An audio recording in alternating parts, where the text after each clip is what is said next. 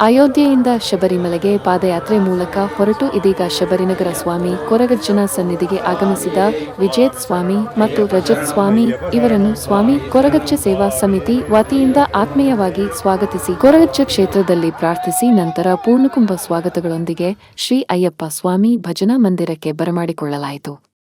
ವಿಶೇಷ ಪ್ರಾರ್ಥನೆ ನಂತರ ಅಯ್ಯಪ್ಪ ಸ್ವಾಮಿಗೆ ಪೂಜೆ ನೆರವೇರಿಸಲಾಯಿತು. ಮಂದಿರ ವತಿಯಿಂದ ಶಾಲು, ಫಲ, ಪುಷ್ಪ ನೀಡಿ ಗೌರವಿಸಲಾಯಿತು.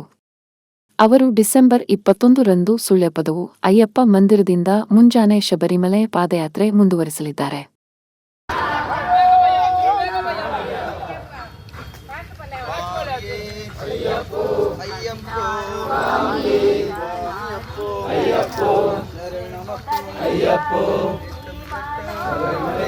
ಅರ್ಧ ಭಜನಾ ಕಾರ್ಯಕ್ರಮದಲ್ಲಿ ಇದುವರೆಗೆ ಭಜನಾ ಕಾರ್ಯಕ್ರಮವನ್ನು ನಡೆಸಿಕೊಟ್ಟಂತಹ ಮಹಾಲಕ್ಷ್ಮಿ ವನಿತಾ ಭಜನಾ ಮಂಡಳಿ ಸುಳ್ಯಪದವು, ಶ್ರೀ ಮಹಾಲಕ್ಷ್ಮಿ ವನಿತಾ ಭಜನಾ ಮಂಡಳಿ ಸುಳ್ಯಪದವು ತಮಗಿದು ಶ್ರೀ ಅಯ್ಯಪ್ಪ ಭಜನಾ ಮಂಡಳಿಯ ವತಿಯಿಂದ ಅಭಿನಂದನೆಗಳನ್ನು ಸಲ್ಲಿಸ್ತಾ ಇದ್ದೇವೆ.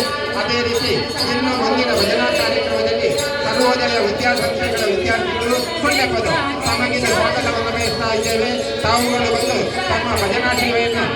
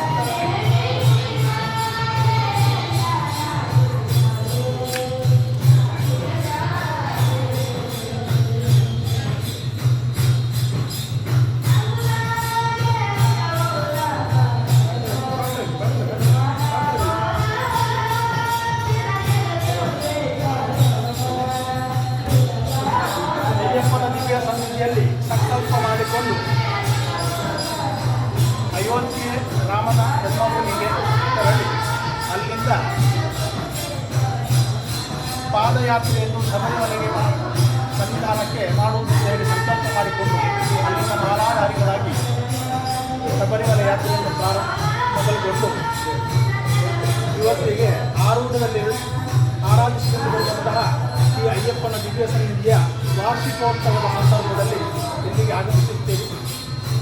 ನೀವು ಮಾಡಿದಂತಹ ಈ ಯಾತ್ರೆಯ ಸಂಪೂರ್ಣ ಫಲ ನಿಮಗೆ ನಿಮ್ಮ ಕುಟುಂಬಕ್ಕೆ ಬರುವಂತೆ, ಅದೇ ರೀತಿ ನೀವು ಯಾವ ಉದ್ದೇಶವನ್ನು ಇಟ್ಟುಕೊಂಡು ಈ ಕಾರ್ಯವನ್ನು ಮಾಡ್ತೀರೋ ಅದೇ ರೀತಿ ಆ ಕಾರ್ಯದ ಸಂಪೂರ್ಣ ಫಲಪ್ರಾಪ್ತಿಯಾಗಿ ಮಾಡುವಂತಹ ಸಮಸ್ತ ಕಾರ್ಯಗಳನ್ನು ನಿರ್ವಿಘ್ನವಾಗಿ ಸುಸೂತ್ರವಾಗಿ ನಿರ್ವಹಿಸಿಕೊಂಡು ನೀವು ಶ್ರೀರಾಮಚಂದ್ರಂತೆ ಈ ಊರಿಗೆ ನಮ್ಮ ಇಡೀ ರಾಜ್ಯಕ್ಕೆ ರಾಷ್ಟ್ರಕ್ಕೆ ಒಂದು ಮಾದರಿಯಾಗಿ ಒಂದು ಹೆಸರನ್ನು ಪಡೆಯುವಂತೆ ಆರೂಢದಲ್ಲಿ ಆರಾಧಿಸಿಕೊಂಡು ಬರುವಂಥ ಅಯ್ಯಪ್ಪ ಸ್ವಾಮಿ, ಅದೇ ರೀತಿ ಇನ್ನು ಮುಂದೆ ಪಾದಯಾತ್ರೆ ಮೂಲಕ ಮಾಡುವಂತಹ ಈ ಸನ್ನಿಧಾನದ ಯಾತ್ರೆಯನ್ನು ಸಹ ನಿರ್ವಿಘ್ನವಾಗಿ ಸುಸೂತ್ರವಾಗಿ ನಿರ್ವಹಿಸಿಕೊಂಡು ನಿಮಗೆ ಅದೇ ರೀತಿ ಮಾನವಧಾರಿಗಳಿಗೆ ಆಗಿ ಹೋಗುವಂತಹ ಸಮಸ್ತರಿಗೆ, ಅದೇ ರೀತಿ ಸೇರುವಂತಹ ಸಮಸ್ತ ಭಕ್ತ ಮಹಾಶಯರಿಗೆ ಉತ್ತರೋತ್ತರವಾಗಿ ಶ್ರೇಯೋಭಿವೃದ್ಧಿಯಾಗುವಂತೆ ಸಚ್ಚಿದಾನಂದ ಸ್ವರೂಪಿ ಶ್ರೀ ಅಯ್ಯಪ್ಪ ಸ್ವಾಮಿಯು ಸದಾಕಾಲ ಅನುಗ್ರಹಕ್ಕಾಗಿ ಕೊಡಲಿ ಅಂತ ಹೇಳಿ ಇಲ್ಲಿ ಕೈ ಸೇರುವಂತಹ ಸಮಸ್ತ